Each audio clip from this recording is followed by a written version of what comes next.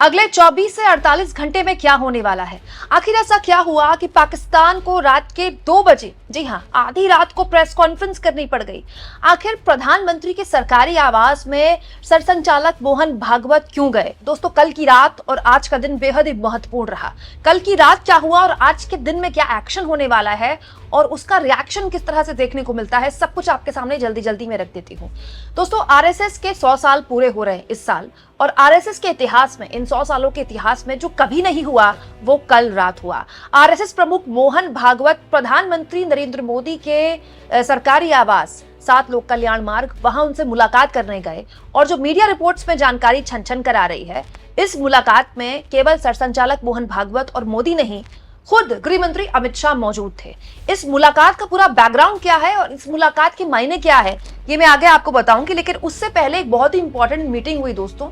ये मीटिंग, दोस्तों, इस मीटिंग में प्रधानमंत्री नरेंद्र मोदी मौजूद थे। इसके अलावा दोस्तों, आप देखिए, इसमें रक्षा मंत्री राजनाथ सिंह आपको दिखाई दे रहे हैं, राष्ट्रीय सुरक्षा सलाहकार अजीत डोभाल आपको दिखाई दे रहे हैं, chief of defence staff general Anil Chauhan आपको दिखाई दे रहे हैं। इसके अलावा हमारी नौसेना, हमारी वायुसेना और हमारी थल सेना, तीनों सेनाओं के अध्यक्ष भी, तीनों सेनाओं के प्रमुख भी आपको इस मीटिंग में दिखाई दे रहे हैं। मतलब आप कह सकते हैं कि ये जो मीटिंग थी कल की, ये जो वीडियो थी, जो फोटो थी, ये अपने आप में इस बात का प्रमाण थी कि भारत के वो लोग जिनके ऊपर भारत की पूरी सुरक्षा की जिम्मेदारी है, उनकी मौजूदगी इस बात का एहसास कराती है कि भारत ने अब तैयारी कर ली है अगले 24 से 48 घंटे में बड़ा एक्शन लेने की। और इस मीटिंग से जो जानकारियां निकल कर आई हैं दोस्तों, वो जानकारियां भी अपने आप में बहुत ही महत्वपूर्ण हैं, क्योंकि तमाम अखबारों में, इंडियन एक्सप्रेस सहित तमाम अखबारों में आज भी ये खबरें छपी हैं कि प्रधानमंत्री नरेंद्र मोदी ने इस बैठक के अंदर आतंकवाद पर कड़ा प्रहार करने के लिए बात कही और कहा कि आतंकवाद पर कड़ा प्रहार करना हमारा राष्ट्रीय संकल्प है। और साथ साथ में पीएम मोदी ने एक बहुत इंपॉर्टेंट बात यहां पर बोली। उन्होंने कहा कि हमारी प्रतिक्रिया के तौर तरीकों, लक्ष्यों और टाइमिंग के बारे में फैसला लेने की आपको पूरी छूट है। मतलब ये जानकारी निकल कर आई है कि सेना अध्यक्षों को सीडीएस की मौजूदगी में पीएम ने कहा कि हमें आपकी क्षमता पर पूरा भरोसा है।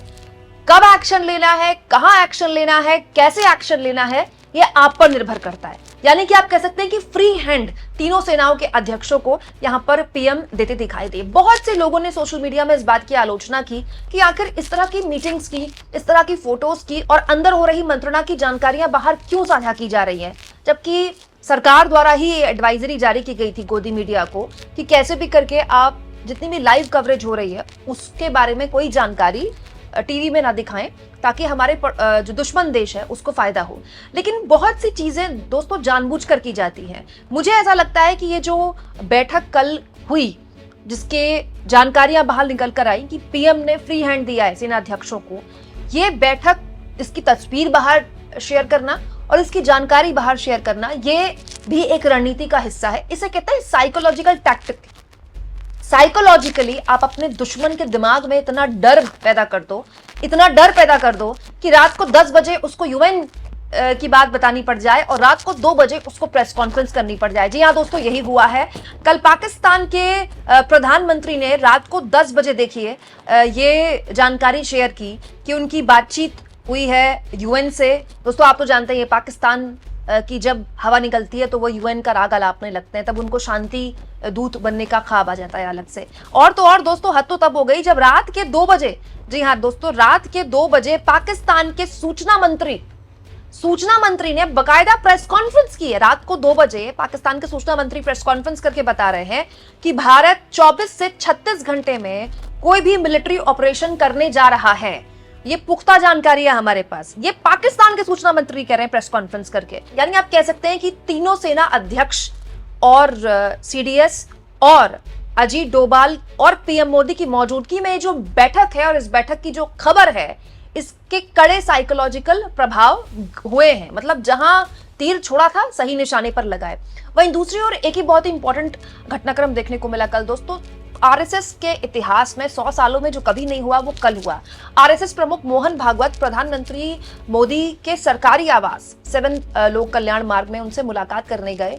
और जो कई मीडिया रिपोर्ट्स में जानकारी छपी है कि इस मुलाकात में अमित शाह भी वहां पर मौजूद थे। और ये जो एक्शन होने वाला है, किस तरह का एक्शन होगा और इसको लेकर क्या क्या तैयारियां हैं। हो सकता है इसको लेकर बात हुई हो, क्योंकि कोई जानकारी निकल कर तो बाहर नहीं आई है। बहुत से लोग ये भी कह रहे हैं कि एक वैचारिक मार्गदर्शक के तौर पर भी आरएसएस प्रमुख गए हों। हालांकि बहुत से लोगों ने सवाल भी उठाया कि आरएसएस प्रमुख मोहन भागवत कोई संवैधानिक पद पर तो है नहीं, तो वो इतनी क्रूशल टाइम में मोदी से क्यों मुलाकात कर रहे हैं। लेकिन इस मुलाकात की खबर भी बाहर बताना, ये भी अपने आप में बहुत सी बातें बताता है दोस्तों, क्योंकि मुलाकातें और मीटिंग्स तो बहुत हो रही हैं, लेकिन मीटिंग्स की जानकारी जब बाहर साझा की जाती है तो ये भी अपने आप में बहुत से संकेत देती है। हालांकि दोस्तों एक और बहुत ही इंपॉर्टेंट जानकारी मैं आपको दे दूं, आज बहुत इंपॉर्टेंट 4 बैठकें होनी है। यकीन जानिए ये 4 बैठकें एक तरह से आप कह सकते हैं अमली जामा पहनाने के लिए की जा सकती है, कि इसके बाद जो भी एक्शन लिया जाएगा फिर उसकी सिर्फ खबर आएगी। सबसे इंपॉर्टेंट बैठक जो आज होने वाली है वो सीसीएस की बैठक है, कैबिनेट कमेटी ऑफ सिक्योरिटी। देश की सुरक्षा को लेकर अगर कोई भी फैसला लेना हो तो कैबिनेट कमेटी ऑफ सिक्योरिटी में सबसे पहले वो फैसला लिया जाता है, सबसे पहले उस पर डिस्कस किया जाता है। जब ये आतंकी हमला हुआ था उसके तुरंत बाद भी सीसीएस की बैठक हुई थी, और आप कह सकते हैं कि पिछले 7-8 दिनों के अंदर जब से आतंकी हमला हुआ है ये दूसरी सीसीएस की बैठक हो रही है। इसके अलावा दोस्तों एक बहुत ही इंपॉर्टेंट और बैठक है इसके बाद, सीसीपीए राजनीतिक मामलों की कैबिनेट कमेटी।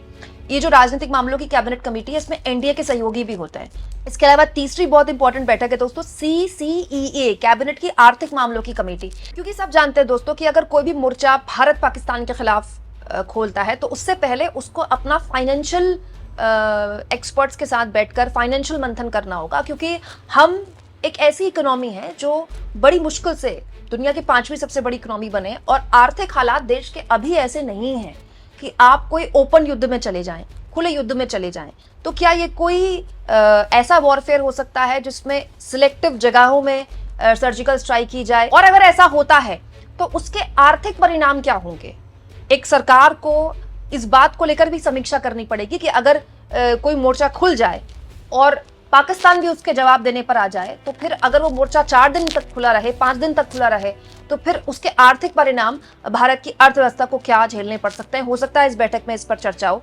इसके अलावा चौथी सबसे इंपॉर्टेंट बैठक है दोस्तों, केंद्रीय कैबिनेट की बैठक। दोस्तों हो सकता है कि केंद्रीय कैबिनेट की बैठक में जो जो चीजें इससे पहले की 3 बैठकों में चर्चा पे आई हैं, ऐसा कोई प्रस्ताव केंद्रीय कैबिनेट की बैठक में आए और उसके बाद खबर निकल कर आए। यानी आप कह सकते हैं कि केंद्रीय कैबिनेट की बैठक इसलिए भी महत्वपूर्ण है, जब से आतंकी हमला हुआ है उसके बाद पहली केंद्रीय कैबिनेट की बैठक है। दोस्तों मोदी ने जिस तरह से इस आतंकी हमले के बाद 2-3 बार लगातार बयान दिए हैं, इसमें तो कोई दो राय नहीं है कि सरकार इस बात को लेकर स्पष्ट है कि एक्शन तो वो लेगी। अब वो एक्शन कैसा होगा इसको लेकर चर्चा है। पूरी बहस इसी बात को लेकर है कि क्या कोई ऐसा छोटा मोटा युद्ध जैसे हालात पैदा हो सकते हैं, जैसा कि पाकिस्तान डरा हुआ है कि भारत हम पर हमला कर देगा। मतलब आप खुद सोचिए कि खौफ किस लेवल पर है कि पाकिस्तान का रात के 2 बजे प्रेस कॉन्फ्रेंस करनी पड़ रही है, या फिर ये कोई सेलेक्टिव ऑपरेशन होगा सर्जिकल स्ट्राइक जैसा। दोस्तों जितना समझ में आया है अखबारों को पढ़ के, जानकारों से बात करके, सर्जिकल स्ट्राइक आई थिंक इससे जो भी होगा उससे बड़ा होगा, क्योंकि भारत ने पाकिस्तान के साथ सब कुछ करके देख लिया। हमने उनसे प्यार से बात करके देख ली, हमने उनके साथ युद्ध करके देख लिया, उसमें भी उनको हरा दिया, हमने उनके 2 टुकड़े करके देख लिए, हमने उन पर सर्जिकल स्ट्राइक करके भी देख ली। तो अब क्या कोई ऐसा मोर्चा खुल सकता है या कोई ऐसा फैसला लिया जा सकता है तो जो अब तक नहीं लिया गया। बहुत से लोग इस बात को लेकर चर्चा कर रहे हैं। तो बहुत से ऐसे रक्षा विशेषज्ञों को मैं सुन रही थी जो कि पूर्व में हमारी सेना में बड़े पदों में रहे हैं, वो ये बताते हैं कि पाकिस्तान में आतंकियों के लॉन्च पैड्स पर हमला करना एक अधूरा कदम होगा। एक्चुअली में टारगेट सेना को करना पड़ेगा। ये बहुत जरूरी है, क्योंकि सब जानते हैं दोस्तों कि वहां पर लॉन्च पैड्स आप कितने भी तबाह कर दें वो कुकरमुत्तों की तरह फिर निकल आते हैं, क्योंकि उनको पूरा का पूरा जो बल है वो आईएसआई और वहां की सेना से मिल रहा है। तो एक्चुअली में जो पूरा अटैक है वो सेना पर करना पड़ेगा। क्यों? क्योंकि सेना वहां पर पहले से ही फंसी हुई है दोस्तों। बलूचिस्तान अफगान बॉर्डर जो है वहां पर सेना पहले से ही काफी फंसी हुई है। अगर ऐसा कोई मोर्चा खोल दिया गया जिसमें सेना को अपने आप को और झोंकना पड़े तो ये पाकिस्तान की आर्मी झेल नहीं पाएगी। जानकार बताते हैं कि अगर छोटा मोटा युद्ध जैसा भी कुछ हो गया तो पाकिस्तान की आर्मी 4 से 5 दिन से ऊपर नहीं टिक पाएगी। लेकिन चीन उसको सपोर्ट कर रहा है और साजो सामान और पैसे की कमी चीन उसको होने नहीं देगा। पीओके में दोस्तों चीन के बहुत से आर्थिक हित हैं, तो पीओके केवल पाकिस्तान के लिए महत्वपूर्ण नहीं है, चीन के लिए भी महत्वपूर्ण है। इसीलिए चीन अपने इन्वेस्टमेंट्स खराब नहीं होने देगा। इसीलिए इन्हीं सारी चीजों पर चर्चा हो रही होगी इन बैठकों में कि आखिर वो कौन सा मोर्चा है जो खोला जाए जिसको लेकर पाकिस्तान की आर्मी भी प्रिपेयर्ड ना हो। दोस्तों पाकिस्तान के आर्मी चीफ को इंडिया के साथ किसी भी तरह का रिटेलिएशन सूट करता है, क्योंकि वहां की आर्मी जब भी अपने डोमेस्टिक ग्राउंड में फंसती है, वहां की सरकार जब भी अनपॉपुलर होती है, वो इंडिया इंडिया करने लगते हैं। क्योंकि दोस्तों इंडिया के खिलाफ पूरा पाकिस्तान फिर एकजुट हो जाता है, उसको वो अपनी समस्याएं, अपनी दिक्कतें भूल जाता है। ये वहां की हमेशा से मोटोस ऑपरेंडी रही है, वहां के हर सेना अध्यक्ष ने यही किया है। लेकिन तब और अब के हालात में बहुत फर्क है, क्योंकि अब आ गया है पाकिस्तान में इमरान खान फैक्टर। इमरान खान भले ही जेल में हो, लेकिन उनके जो सपोर्टर हैं वो अभी तक लगातार इस सरकार के लिए, पाकिस्तान की सरकार के लिए मुसीबत बने हुए हैं। आए दिन वो वहां जबरदस्त तरीके से सड़क पर हमला बोल देते हैं, सड़क जाम कर देते हैं। वहां पर जो पाकिस्तान के इमरान खान की पार्टी के समर्थक हैं वो अभी तक उन्होंने हार नहीं मानी है पॉलिटिकली। तो अगर डोमेस्टिकली पाकिस्तान किसी भी तरह की मुश्किल में फंसता है तो एक पार्टी ऑलरेडी वहां पर है जो इसका पॉलिटिकल फायदा उठा सकती है। ये भी बड़ा महत्वपूर्ण है समझना। यानी आप कह सकते हैं दोस्तों कि हमारी सेनाएं पूरी तरह से तैयार है, और अगर पाकिस्तान की बात पर विश्वास कर लिया जाए तो 24 से 36 घंटे तो वो खुद ही बता रहे हैं कि उनके पास पुख्ता जानकारी है कि भारत कोई एक्शन ले सकता है। लेकिन देखने वाली बात ये होगी कि इस बार क्या कोई सरप्राइज एलिमेंट देखने को मिलेगा, क्योंकि सर्जिकल स्ट्राइक भी 2 बार हो चुकी है। इस बार ऐसा कौन सा मोर्चा खुलेगा जिसके बारे में पाकिस्तान ने कल्पना नहीं की होगी? कमेंट बॉक्स में जरूर लिखें दोस्तों, और जितना हो सके चैनल को शेयर करें, सब्सक्राइब करें, और थैंक्स और ज्वाइन की ऑप्शन से दोस्तों अगर आप चाहें तो कुछ आर्थिक मदद भी चैनल की जरूर करें।